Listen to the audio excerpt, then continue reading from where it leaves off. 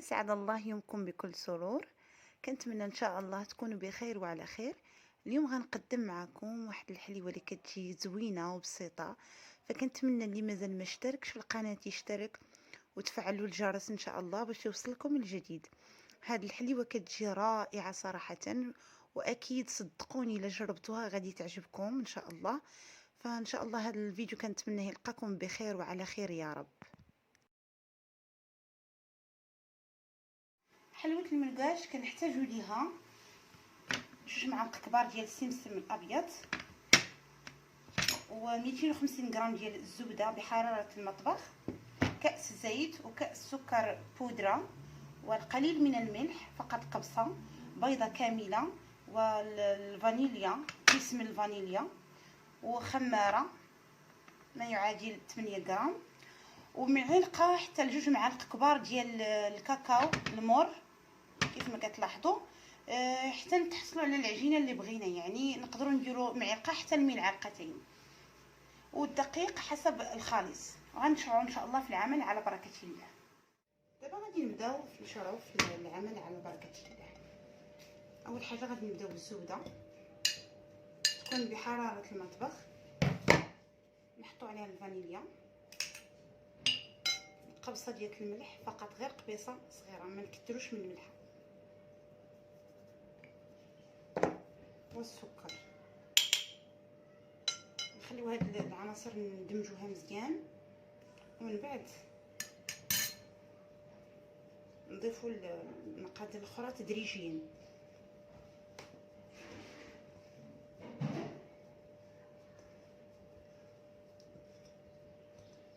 على هذا الشكل هذا، ملي كتكون الزبده بحراره المطبخ كتساعدكم في العمل.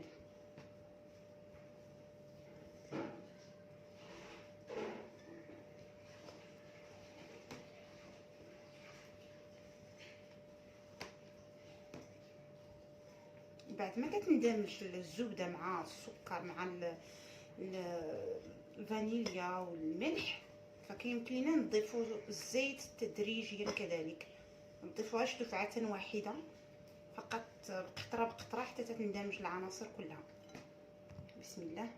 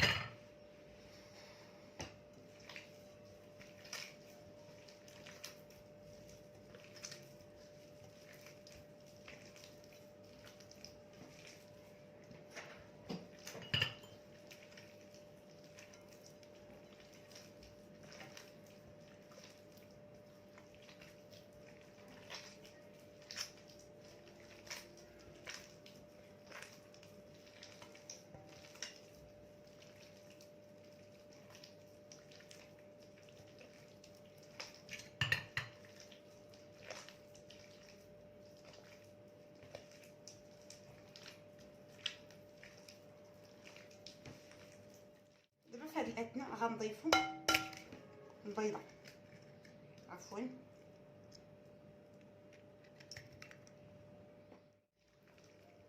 غنخلطوا البيضه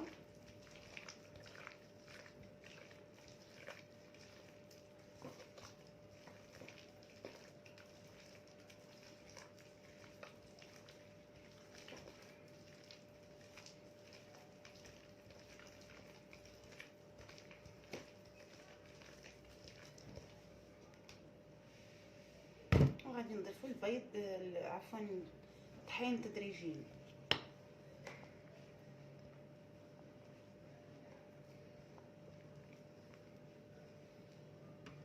الخماره كذلك.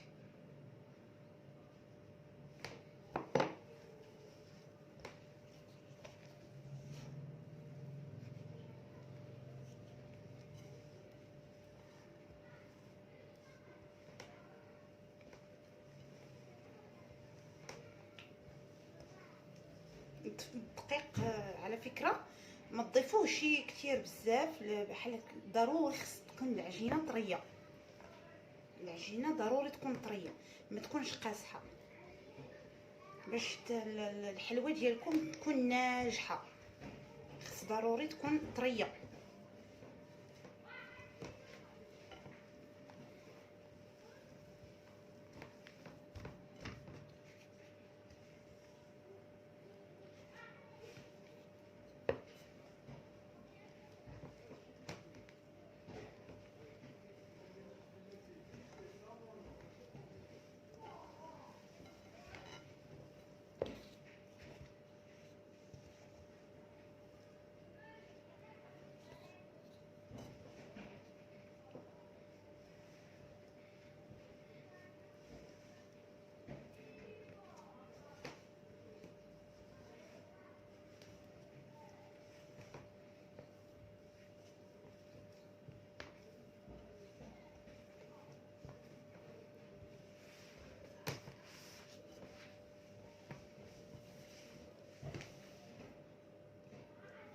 كيف ما كتلاحظوا العجين راه باقي ما تماسك 100%. غنبدا نضيف غير بشوي بشوي حتى تماسك ليا مزيان، حيت لا ضفتوا واحد الكميه كثيره غادي تولي قاصحه، ما غاديش تنجح معكم الحلوه نهائيا.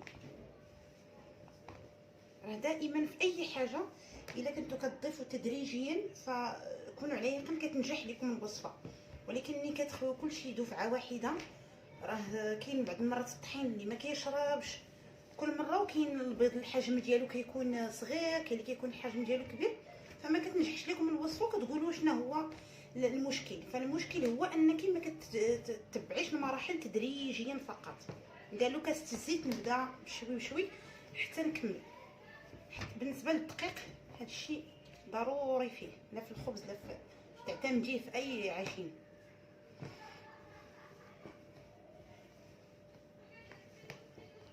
كيف ما كتلاحظوا انا دابا كنضيف بمعلقه كبيره بمعلقه كبيره حتى نشوف القوام اللي انا باغا. فكنعتقد انا هذا القوام هو اللي بغيت. نشوف نحركو مزيان باش نشوف واش نيت هكا. الحمد لله هكا بغيتو.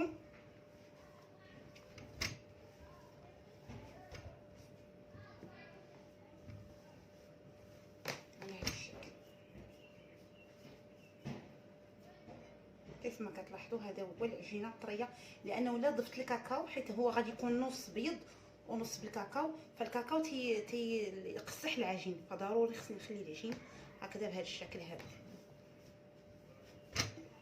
دابا غادي نضيف سطح العمل ونتلاقاو ان شاء الله. في هذا الاثناء غادي نضيفوا معلقه كبيره ديال الكاكاو، نشوفوا الا باقي خاصنا نعاودو نزيدو. قسمت العجينه جوج ديال النصفين، النصف الاول بالابيض وهذا النص بالكاكاو. كيف ما كتلاحظوا هذا هو النص اللي جهزت ابيض. وغادي نضيفو جوج معالق كبار ديال السمسم. بسم الله على بركه الله.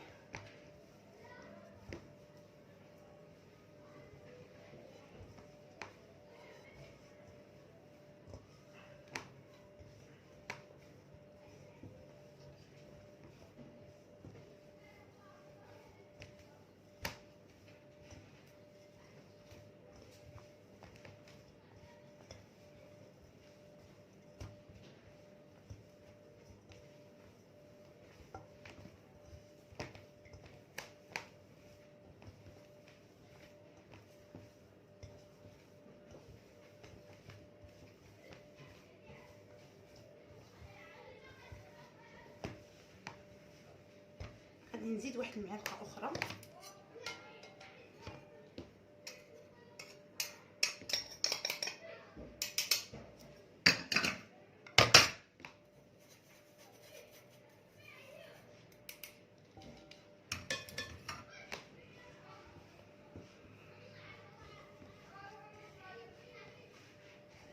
غنبقاو نحركو ندمجو هاد العناصر مع بعضها حتى يصبح بني، هاد العجين تصبح بنيه، ونتلاقاو من بعد. في هاد الاثناء كيف ما كتلاحظوا قسمت العجين لنصفين، كل واحد سرحته كيف ما كتلاحظوا على هذا الشكل المربع، ومن بعد غادي ندير وحده فوق وحده ونلفهم مزيان حتى يوليو كيشكل رولو، ونقطع نقطعهم ونبدا ننقشهم ان شاء الله. غادي نوريكم المراحل شوي بشوي.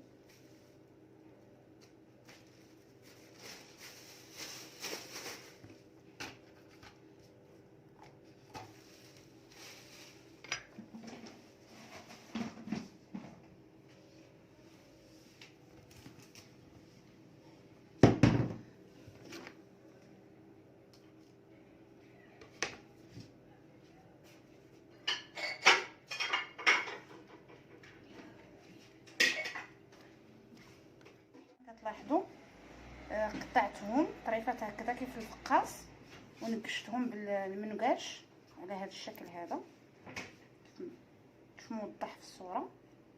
دابا غادي ندخلهم للفران سخون من قبل ونطلقها ان شاء الله في صحن التقديم.